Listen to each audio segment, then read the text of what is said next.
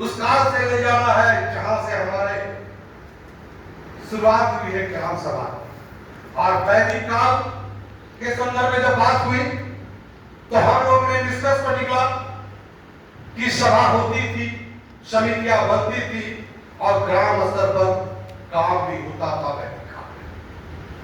शुरुआत उस जमाने में हमारे देश की है। उसके बाद दूसरे समय आया प्राचीन काल। इसमें ग्राम सभा को स्वायत्तता प्राप्त हुई।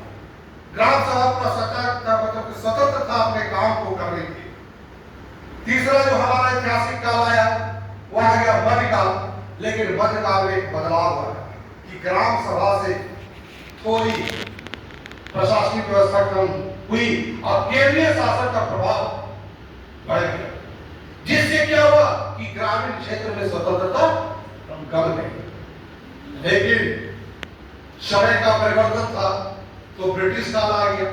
ब्रिटिश काल में ग्राम शासन में पंचायती व्यवस्था का पूरा प्रयास कर दिया।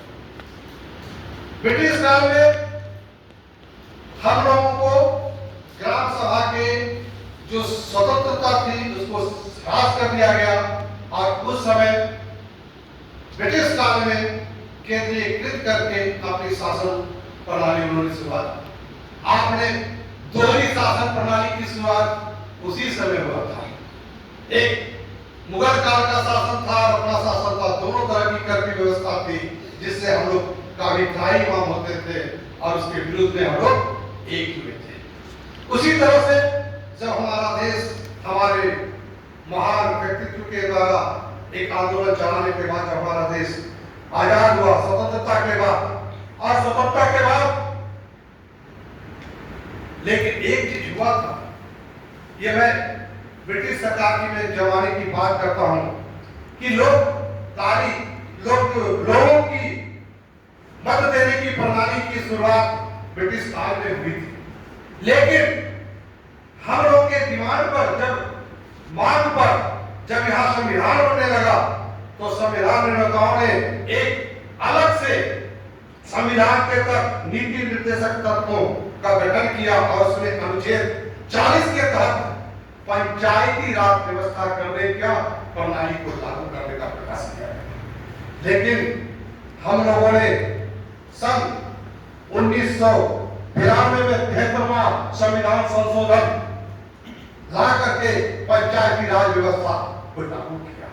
ये हमारे देश लोकतंत्र की बहुत बड़ी जीत थी और यहीं से शुरुआत हुई और आज ग्राम सभा, ग्रामीण विकास, 3 बिंदुओं पर कार्य प्रणाली वर्तमान काल में कर रही है, जिस पर जोर है। आज की सभा में ग्रामीण विकास की बात होती है, आज की सभा में सामाजिक न्याय की बात होती है। ये 3 बिंदु आप सोच लो कि हमारे ग्राम सभा में अवश्य निर्धारित कर दी गई है। पहला है ग्रामीण विकास की बात होती है, सामाजिक न्याय की बात होती है, योजनाओं की स्वीकृति की बात होती है और इसी में सभी में जन भागीदारी होती है। आज यह हम निष्कर्ष पर निकलते हैं कि ग्राम सभा को लोकतंत्र की पाठशाला कहते हैं। भारत की यह परंपरा बहुत पुरानी है। ब्रिटिशों ने इसे तोड़ा और 73वें संविधान संशोधन के द्वारा हम लोग पंचायती राज व्यवस्था की शुरुआत की। इसके लिए ताली बजनी चाहिए। तो अब जब हम इसके मूल्यांकन को जब हम निर्धारित करते हैं तो हमें तो यह दिखाना होगा कि इसका महत्व क्या था। महत्वपूर्ण बात यह है, आप नोट करेंगे और दिमाग में यह रखेंगे कि महत्व इसका था लोकतंत्र की आधारशिला रखी गई। लोकतंत्र की आधारशिला इसीलिए रखी गई कि हमारे यहाँ लोकतांत्रिक प्रणाली 3 तरह की चलती है, ग्राम सभा में भी चलती है, विधानसभा में, लोकसभा में। ये हमारे देश के रीढ़ को मजबूत करता है, इसके लिए ताली बजनी चाहिए। और जन भागीदारी तो मैं कह दिया शुरुआत से हो रही है, लेकिन यह भी देखा गया इसका महत्व इसलिए पारदर्शिता रखी गई और जवाबदेही दी गई। आपके काम के आपके कार्य को ऐसा नहीं है कि जनप्रतिनिधि ने चुन लिया, लेकिन इसमें आपकी जवाबदेही है और पारदर्शिता इस मायने में है कि हम अपने मतों का प्रयोग करके हम सही लोगों को चुनते हैं।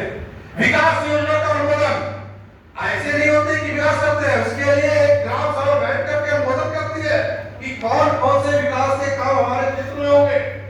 पंचायत का बजट भी बनाती है कि आने वाले समय में 5 साल तक हमारे कौन से कार्य होंगे, इसके लिए बजट करती है। और यह बजट के प्रावधान में हमारे आय को भी देखा जाता है, उसी के अनुसार व्यय की प्रणाली भी लागू की जाती है। योजना और हिसाब किताब पास कराना सामाजिक न्याय, स्थानीय समस्याओं का समाधान करती है। आज के दिनों में सशक्तिकरण की बात हो रही है, ग्राम सभा से सशक्तिकरण, सबसे बड़ी बात है कि महिलाओं का सशक्तिकरण होता है। हम अपने शिक्षा संस्थानों में भी देखते हैं कि हमारी बहनें इतने अच्छे से शिक्षा के क्षेत्र में काम कर रही है बच्चों के लिए कि हम एक मिसाल खड़ा कर दिए हैं कि आज सारे बच्चे पढ़ाई के प्रति प्रेरित हो रहे हैं। मुझे उम्मीद है कि आने वाले ग्राम सभा से बच्चों को जोड़ने का प्रयास हम लोग सब मिल करके करें। इस सशक्तिकरण में महिलाओं को आप देखोगे सारे प्रति जितने भी मुखिया हैं, छोटे छोटे पद पर महिलाओं का चुनाव हो रहा है। इसमें क्या है, ऐसा नहीं है सभी समाज के वर्गों को देखा जा रहा है, उसमें ओबीसी हो या शेड्यूल कास्ट हो या शेड्यूल कास्ट हो, सभी महिलाओं को भागीदारी मिल रही है।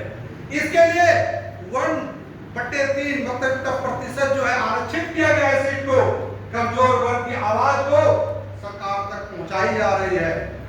तो मैं अपने ग्रुप से निवेदन करूंगा कि जो भी बात में बोले वो छूट गया है तो आप अपनी तरफ से रखने का प्रयास करें।